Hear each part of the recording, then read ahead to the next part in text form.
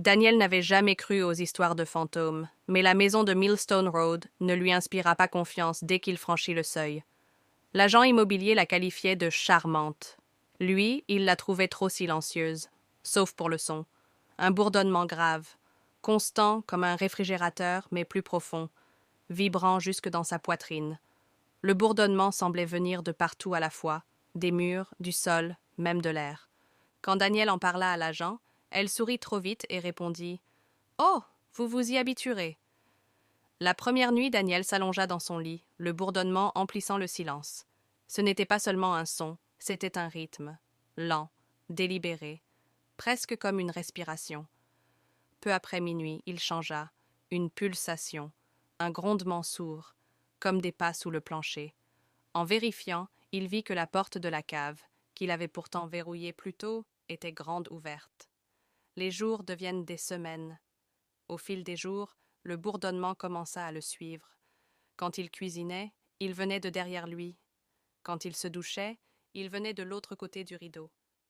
Quand il téléphonait, son interlocuteur demandait toujours « C'est qui fredonne ?»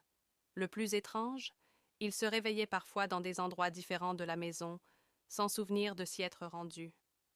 Un matin, il se réveilla assis dans la cave, fixant le mur de béton. Gravé dessus, un message « Quand tu m'entendras clairement, il sera trop tard. » La dernière nuit. La 4e semaine, le bourdonnement était assourdissant. Il n'était plus seulement dans la maison, il était dans son crâne. Ses dents lui faisaient mal. Ses os vibraient comme des diapasons. À 3h14, il se réveilla et constata que la maison était silencieuse pour la première fois. Il aurait dû se sentir soulagé. Au lieu de ça, l'air semblait lourd, comme la pause entre deux battements de cœur. Puis, une voix murmura, à quelques centimètres de son oreille. « Tu m'entends maintenant ?» Daniel ouvrit les yeux et vit son propre visage penché au-dessus de lui, souriant. L'autre Daniel parla dans le même bourdonnement grave. « Tu as dormi dans mon corps.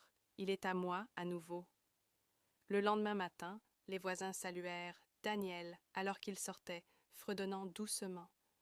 Le vrai Daniel était toujours dans la maison. Seulement maintenant, il était dans les murs, fredonnant en retour.